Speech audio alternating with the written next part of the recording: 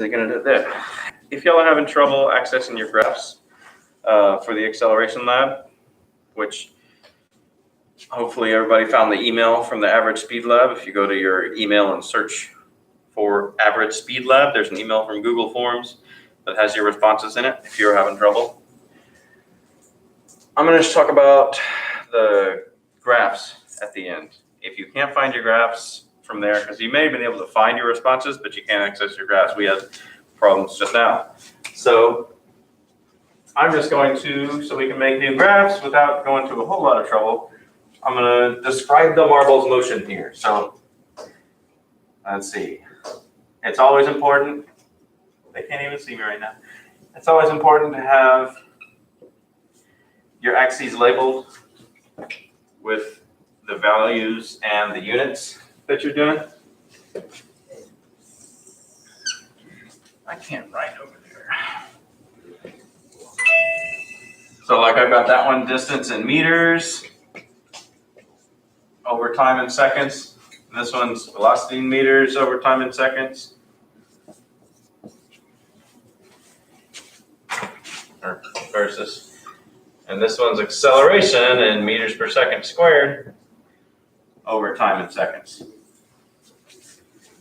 So let me show you all how your graph should have looked. And we'll see who got it right. And if you have trouble accessing your graphs, then you can just write these down. Don't worry, this isn't going to affect your grade. We're just working on the graphs, and that's what's important. Whether you got the graphs right or wrong. I just want you to see it. So this is a distance graph. We got 3 different ways this graph can look. It can look like 3 different ways in general. It can look like this, or I don't know about this marker. Or it can look like this,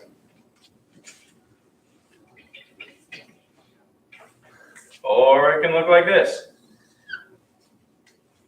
I mean, I don't know about that, but there.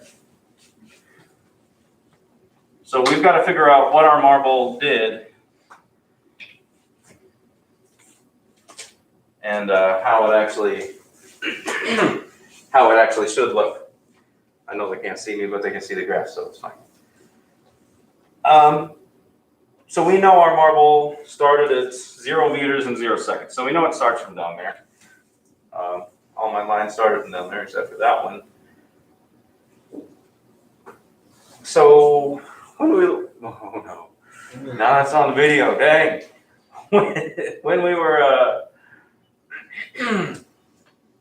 rolling the marble, it started at 0 before we started to roll it. That was one of those lab questions I'm trying to get you to figure out. And then it started going slow. And then over the second, half a second, whatever you had, it was rolling, it sped up and it was going fast by the time it got to the bottom of your ramp or whatever you had. So a line like this, like let's say that this is 3 meters that it's at. Ours started at 0, so we know this line is wrong anyway. But even if it had started at 3, it would have gone on to 4 and 5 because it was moving. This is a line that shows that it's not moving. If it's a 3, and then it's a 3, and then it's still a 3, and then it's still a 3, that's like, if it's on your meter stick here, I'm going to use this orange one so you can see it better. If it's on your meter stick here and it starts here, well, if it starts at 3 and it just stays there the whole time, it's not rolling this way, it's not rolling this way, it's just staying right at 3. So this is something that's not moving. So we know ours isn't like that.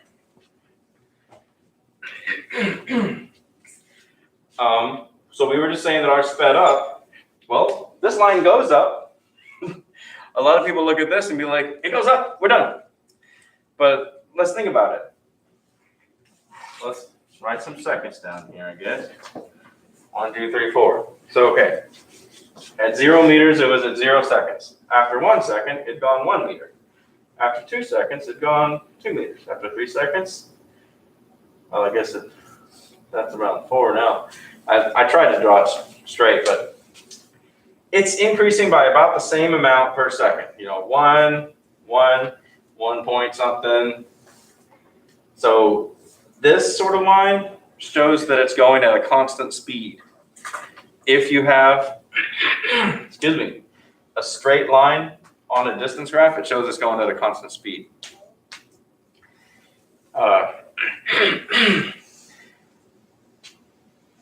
Yeah. So whether that was this line, that's a straight line, it was a constant speed of 0. This was a constant positive speed. Our marble, this is what it looks like when it's going slow, and then it speeds up.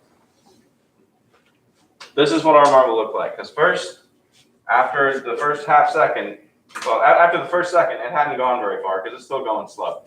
After the next second, it sped up. It had gone all the way to 1 meter in that rest of that second. And in between 2 and 3 seconds, it went a whole meter. You'll see how this shows it speeding up. I won't talk about the next couple of graphs so much,